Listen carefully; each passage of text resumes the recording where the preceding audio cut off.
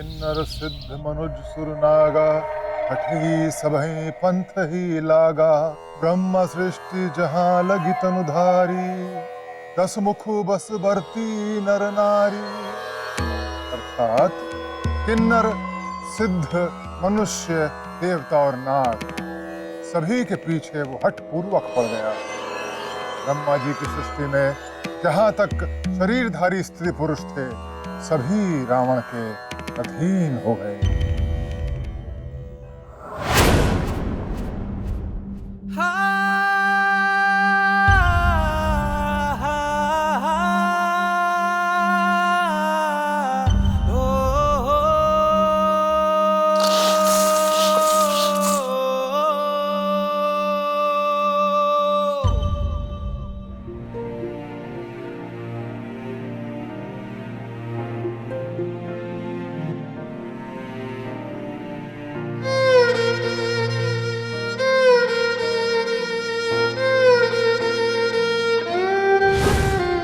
Sorry, मुझे पता नहीं था कि आप।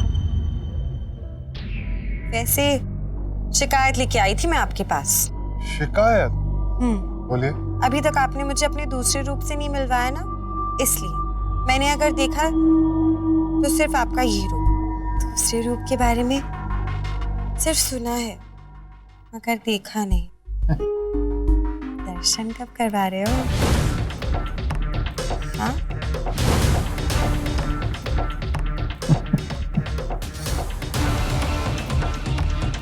अपनी इकलौती बीवी की आरज़ू हम अवश्य पूरी करेंगे, बस थोड़ा सा समय दीजिए। हाय, मांगा भी तो सिर्फ समय। जान मांग लेते हम, वो भी हाजिर कर देते। टोटल फिल्मी है।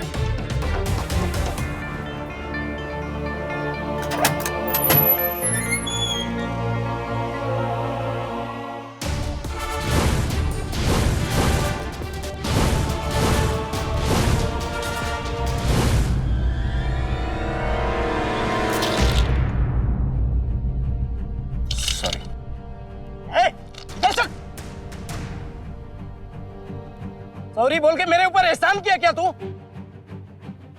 चल, मैंने भी धक्का मारा तेरे को। सॉरी बोला, तेरे को धक्का दिया, सॉरी बोला, तेरे को धक्का दिया, सॉरी बोला।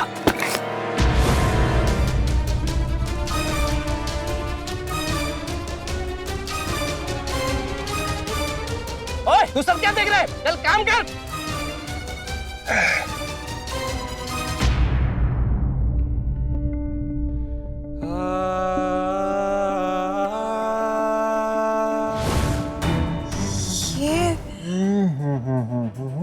थोड़ी देर और दिल थाम के बैठिए।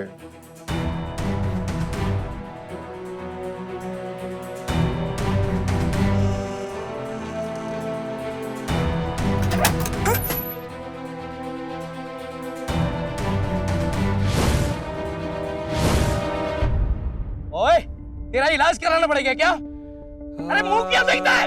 चल उठ, काम कर।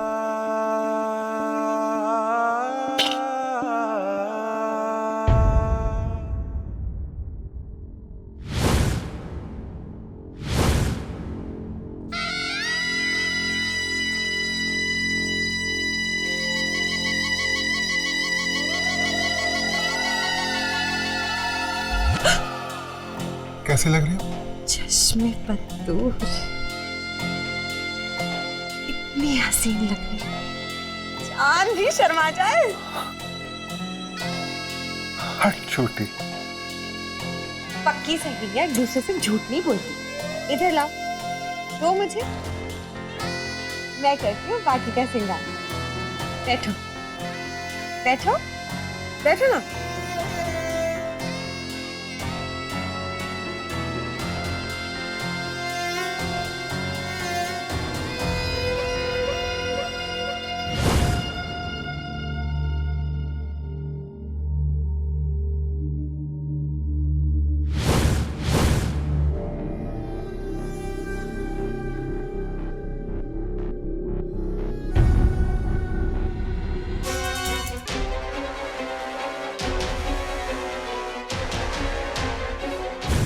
अच्छा, अब तो मेरे सवाल का जवाब दे दो। ये राज जो आपने सबसे छुपा के रखा, वो आपने मुझे क्यों बताया? क्योंकि तेरी मेरी किस्मत एक है। न तुझे तेरे परिवार ने अपनाया, न मुझे मेरे परिवार ने। तुझे तारा से कम समझा गया, मुझे जयराज से। तेरा हक छीनकर तारा को दे दिया गया और मेरा हक छीनकर जयराज को। एक रोज जयराज न जाने कहां से एक अनाथ बच्चे को लेके आ गया और मेरे मुंह बाप ने उसे अपना लिया, लेकिन मुझे जिंदगी भर नहीं अपना सका वो बुढ़ा।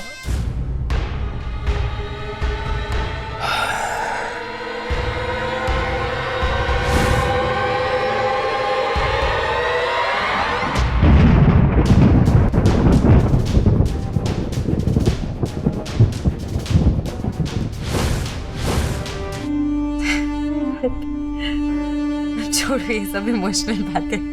ये नेल पेंट मैं बाद में खत्म करती हूँ। ये बताओ, कैसी चोटी पसंद करोगे?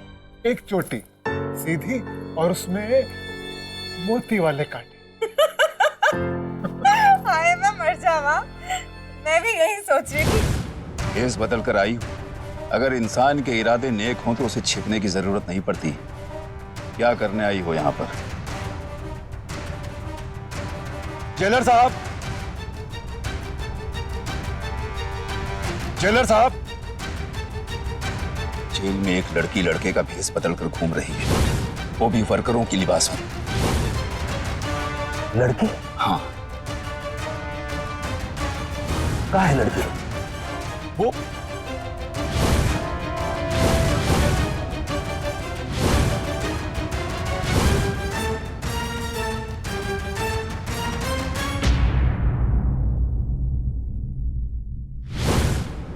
जानती हो, बचपन से ही मैंने तारा में एक दोस्त ढूंढा जो मुझे कभी नहीं मिला। पापा ने भी हमेशा सादा लाड प्यार तारा को ही दिया, और फिर जब वो चले गए तो घर की सारी जिम्मेदारी तारा ने अपने सिर पे लेने का नाटक किया। नफरत है मुझे उससे, और सबसे जो उसे खुशी देता है, हर इंसान से। माँ, मृत्युंजय चेहरा।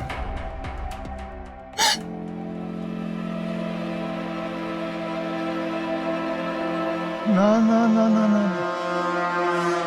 बलिहारी जाऊं ना, ये बेशकीमती मोती यूं ना लुटा। तेरे पास मैं हूं और मेरे पास तू। अब हम नहीं रोएंगे। अब जिन्होंने हमें रुलाया है, किन किन की उनकी पुंगी बजाएंगे।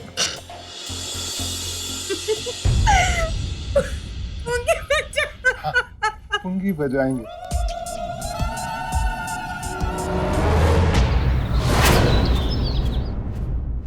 बाबा आप? खुश रहो बेटा। अंकल आप कुछ लेंगे? चाय, कॉफी, जूस या कोल्ड ड्रिंक? नहीं बेटा, तकल्लुफ मत कीजिए। तो हम मिठी बहू से बात करना चाहते हैं, अकेले में। ठीक है। आइए बाबा, बैठिए ना। बैठो बेटा।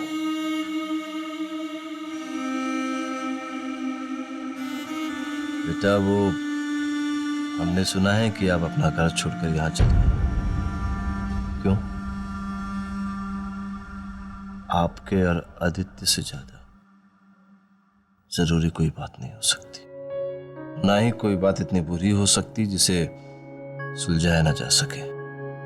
ठीक है, अगर आप आदित्य को नहीं बताना चाहती हैं तो आप तारा बहू को बताइए। उन्होंने तो पहले भी आपकी कई बार मदद की ना, इस बार भी करेंगे। आदित्य और मेरे रिश्ते के बारे में तारा पहले से ही जानती थी। मुझे शेखावत भवन हमेशा किसी न किसी बहाने से बुलाती थी, इसमें तुम्हें कभी पता नहीं चली थी। तारा इस खेल में हमेशा से मेरे साथ। बाबा, तारा भाभी की मदद की वजह से ही बात यहाँ तक पहुंची है। मतलब बेटा?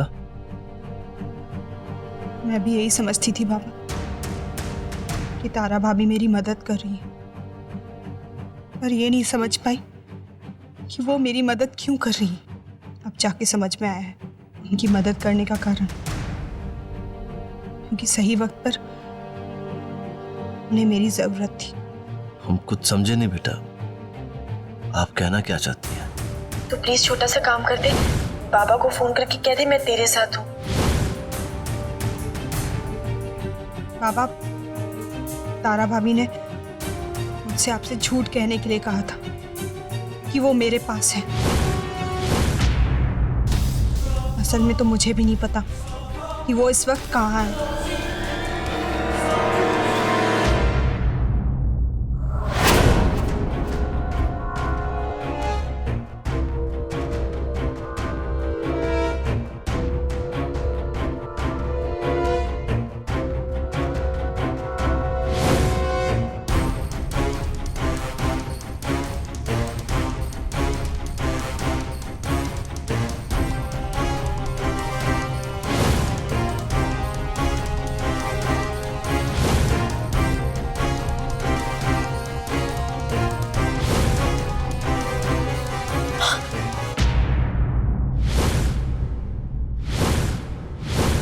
चलो उधर देखते हैं।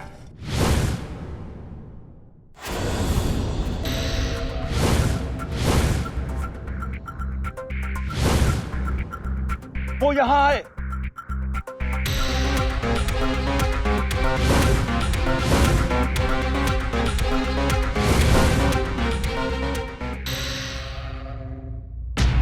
मेरी पत्नी कहाँ है? कहाँ है? कहाँ है वो वहां। चलो।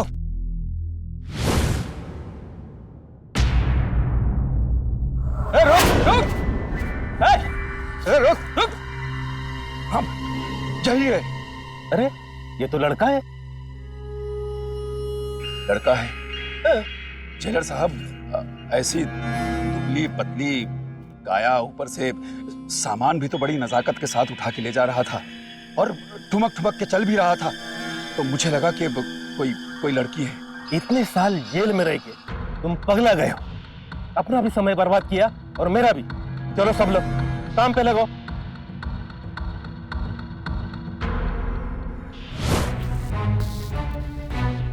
The number you have called is currently not reachable. Please try again later. Thank you. हुजूर, आपके लिए कुछ चाय नाश्ता बनवाऊं? नहीं फहीम मियां। क्या हुआ हुजूर, परेशान हैं आप? एक बात बताइए फहीम मियां, जी? क्या तारा बहू में धोखे में रख सकती है क्या? क्या मतलब? हुजूर, आप ऐसे क्यों पूछ रहे हैं? क्या वो हमसे झूठ बोल सकती है? ये तो ऐसा सवाल है कि क्या कोयले का रंग काला हो सकता है? कुछ समझे नहीं, ये आप क्या कह रही हैं? वही जो आप नहीं जानते। तारा तो बचपन से झूठ बोलती है। जब स्कूल से गायब होती थी तो टीचर से झूठ बोलती थी। जब दोस्तों के साथ बाहर जाना होता था तो माँ से झूठ बोलती, और अपने दुकान के मालिक को तो जाने कितने झूठ बोले होंगे उसने। बेचारी अपने लालच की मारी हमेशा मुश्किल में फंस जाती थी। ये आप क्या कह रही हैं? सच सच देवर जी। अब मृत्युंजय से शादी वाली बात ही देख लो। ये सच उसने कितने दिनों तक हम सबसे छुपा के रखा। क्यों? इसलिए क्योंकि वो जानती थी कि अगर माँ को ये बात पता चलती तो वो उसका रिश्ता तोड़ देती। और अगर ऐसा होता तो उसका ऐशो आराम में जीने का सपना चूर चूर हो जाता। मेरी बहना, क्या कहना। नहीं, हम नहीं मानते। आप माने या ना माने, आपकी मर्जी।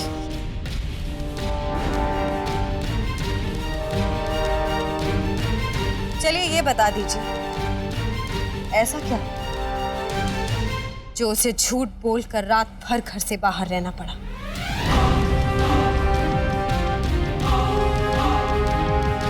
कोई जवाब नहीं है ना आपके पास? मैं बताती हूँ। मेरी बहन के बस।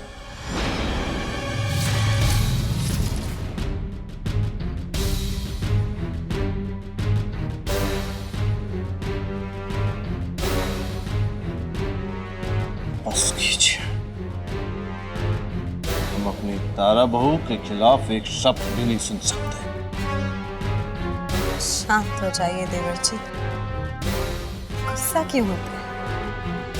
ठीक है, नहीं सुनाएंगे आपको कुछ। जब चोट लगेगी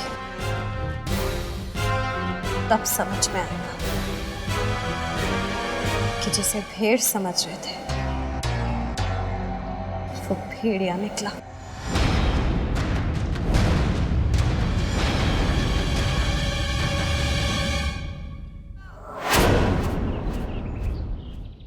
वो ब्रश देना।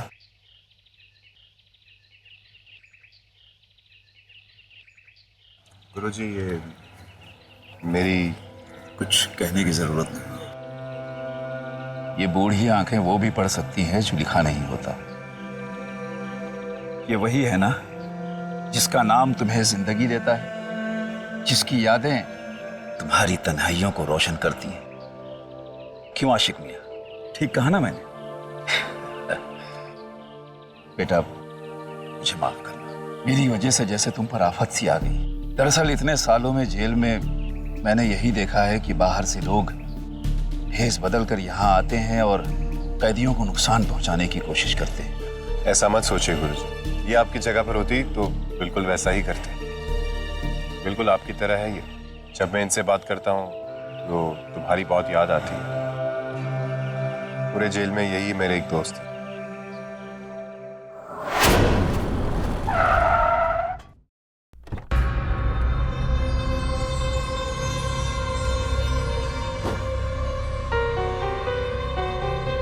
नमस्ते, आप निर्मला जी? जी। मुझे वार्डन मैम ने भेजा है बाबूराम का पता लगाने के लिए। आप जानती हैं वो कहाँ रहता है? जी नहीं, यहीं कहीं बस्ती में है। चलो। जी। सुनिए, यहाँ पर कोई बाबूराम नाम का आदमी रहता है? जी हाँ, वो लास्ट वाले room. Thank you so much.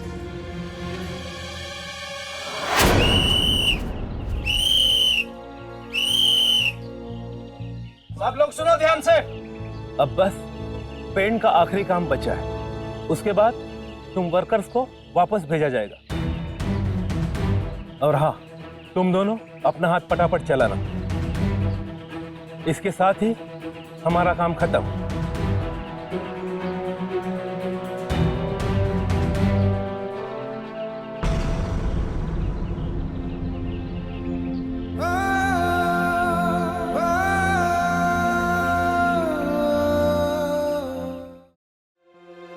सुनिए, ये बाबूराम जी का घर कहाँ है? ये है। Thank you.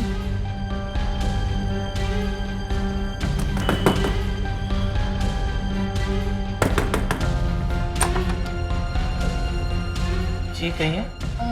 बाबूराम जी का घर यही है? जी हाँ। वो है घर में? जी आइए।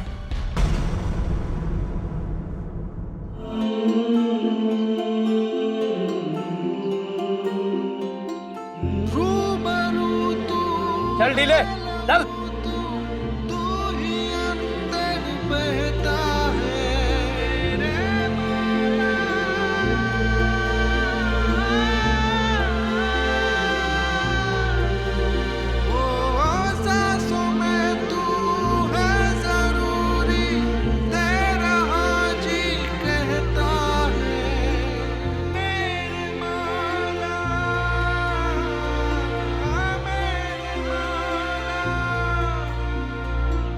एक बूंद शक पे हूँ जिंदा, एक बूंद शक पे हूँ जिंदा।